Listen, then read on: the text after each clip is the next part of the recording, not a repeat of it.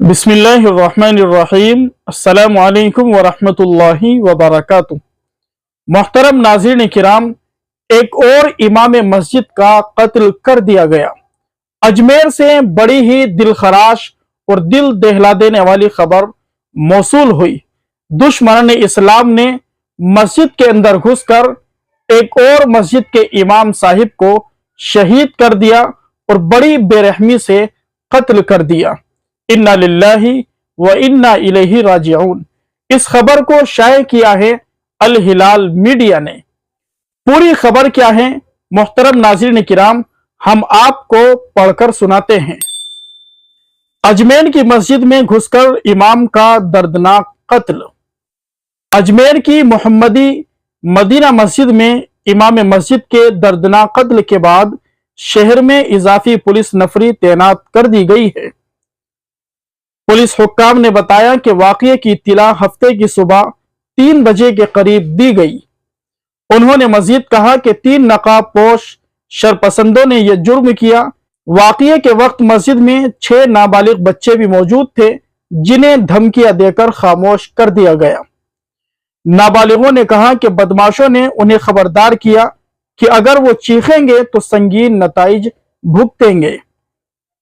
Ramganj police station के in charge Ravinder ने बताया कि 30 साला आलिम मोहम्मद माहिर शहर के रामगंज थाने के कंचन नगर में वाक़े मोहम्मदी मस्जिद में रहते थे। कुछ बच्चे भी उसके साथ रह रहे थे। रात तकरीबन 3 बजे बच्चे चीखते हुए बाहर निकले तो पड़ोसियों को कत्ल का इल्म हुआ। इसके फौरन बाद पुलिस को इत्तिला दी गई। रविंदर ने बताया कि तीनों बदमाश मस्जिद के पीछे वाली सड़क से कमरे में दाखिल हुए और मौलाना को कत्ल कर दिया। वो उसी रास्ते से भाग गए। थाना इंचार्ज ने बताया कि कत्ल की वजूहात अभी तक सामने नहीं आ सकी है।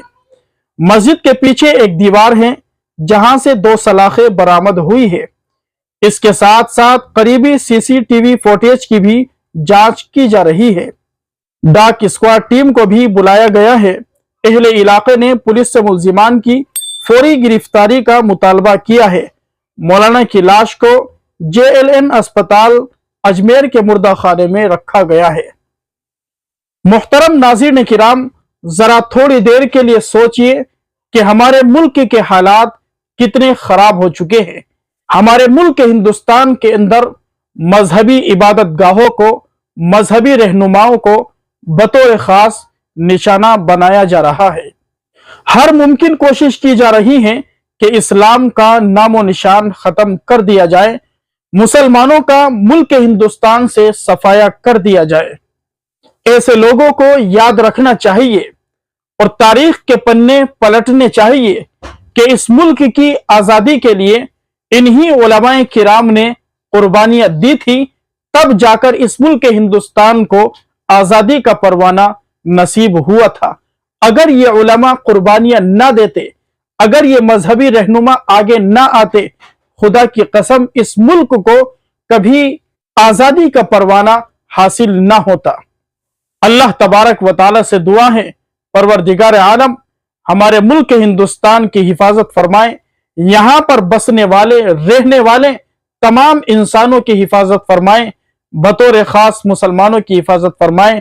अल्लाह तबारक व तआला हमारी मसाजिद की, मदारिस इस्लामिया की, खानकाहों की और उलमाए दीन की अल्लाह तबारक व तआला हर तरीके से, हर तरह से हिफाजत फरमाए।